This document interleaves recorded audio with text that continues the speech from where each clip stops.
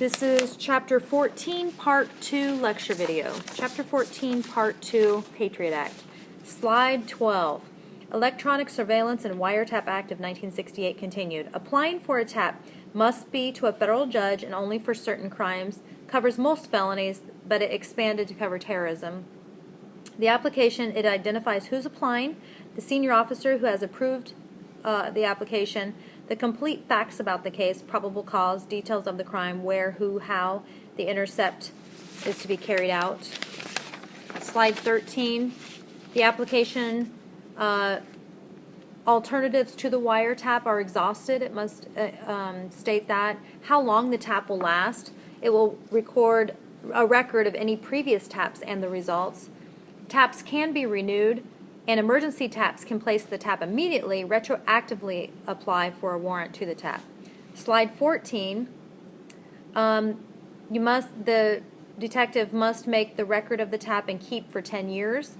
The target of the tap must be notified within 90 days of the end of the wiretap, and strict exclusionary rule applies. Let's look at page 425 of your textbook.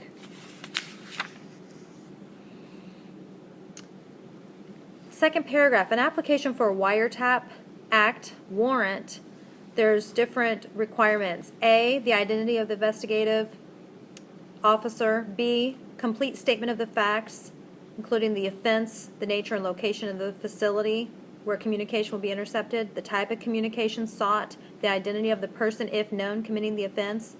C, complete statement as to whether or not the investigation procedures have tried and failed. D, a statement of the period of time the interception will be maintained. E, a full and complete statement of the facts concerning all previous applications regarding wire, oral, electronic conversations. Let's look at page 427, second paragraph.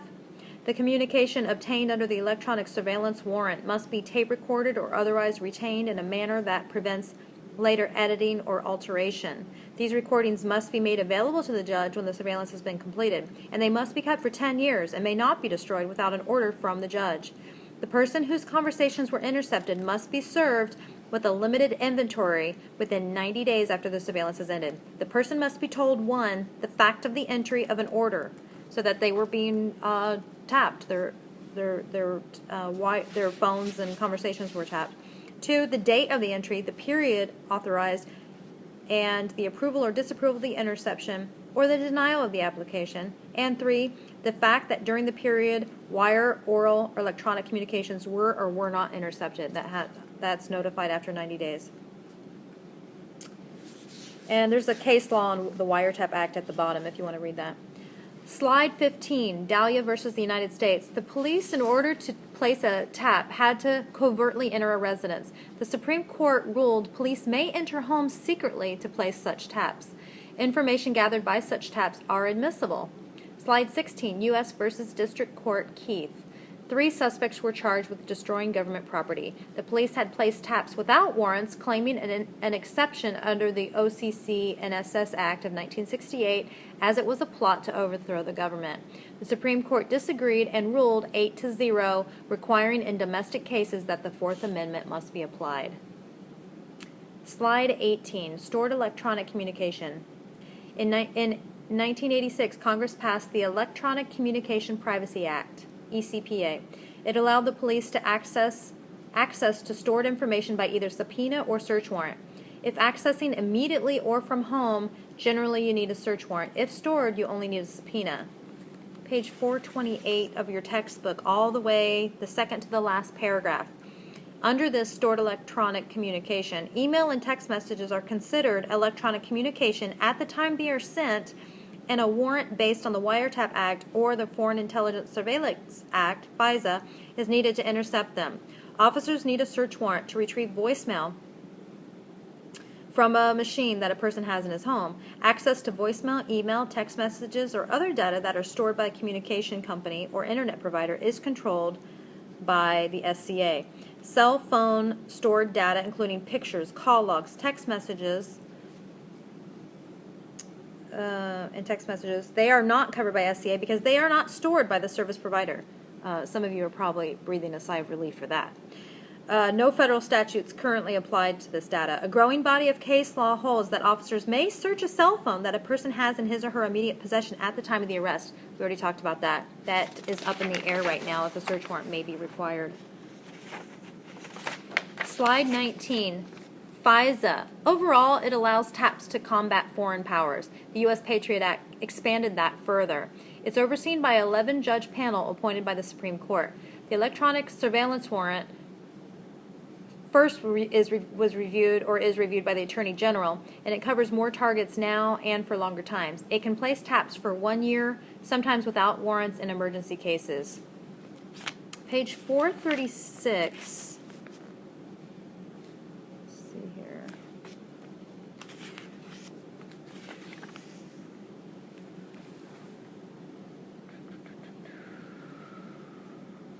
Yeah, I think we're looking at that. Page 436, second paragraph. In matters of national security, FISA permits the President to authorize the Attorney General to conduct electronic surveillance to obtain foreign intelligence information for up to 1 year without a warrant. This includes the right to conduct wiretaps and intercept email, as well as utilize pen registers and trap and trace devices. Monitoring must be limited to channels used exclusively between foreign powers. No substantial likelihood that the surveillance will acquire the contents of any communication to which a United States person is a property. The President has the authority to authorize searches without obtaining warrants during the first 15 days after Congress makes a declaration of war. 2 paragraphs down, surveillance outside the United States under FISA creates procedures for conducting surveillance of electronic communications of non-United States persons while they are outside the territory of the U.S. On page 437, second paragraph, FISA Amendment of 2008 allows FISC to approve targeting the United States persons reasonably believed to be located outside the United States to acquire foreign intelligence information. All the way at the bottom, physical searches under FISA, amended in 1994, physical searches done in connection with foreign intelligence investigations. A physical search means any physical intrusion within the United States into premises or property, including examination of the interior of property by technical means that is intended to result in a seizure, reproduction, inspection, or alteration of information, material, or property under circumstances in which a person has reasonable expectation of privacy and a warrant would be required for law enforcement purposes.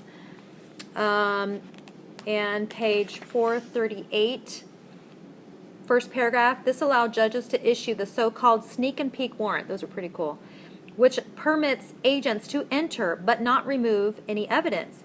It authorizes the judge to grant an order allowing agents to enter and alter existing information. So like it could be a sneak and peek warrant to gather information or to alter information, like on computers.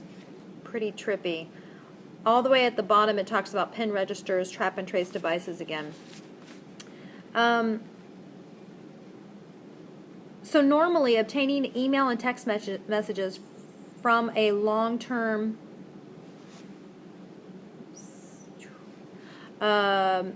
storage would require a search warrant. So I believe I'm going to ask you a discussion board question about the Edward Snowden leaked information in 2013, where the National Security Agency obtained millions of emails and cell phone records of United States citizens, and they were being stored just in case they might be investigated. NSA had said that it was just in case there would be a terrorist act, so we just read and looked at how the violation of that. But Edward Snowden and his role in this whole thing is pretty controversial, so I think that would be a good discussion board question to ask. Let's look at slide 22. Finally, to wrap it up, business records, talking about FISA judges, there's no probable cause required, must show the records relate to a foreign power, and slide 23, national security letters do not require judicial review. It's a request from law enforcement, must involve a foreign counterintelligence case. And that's the end of chapter 14.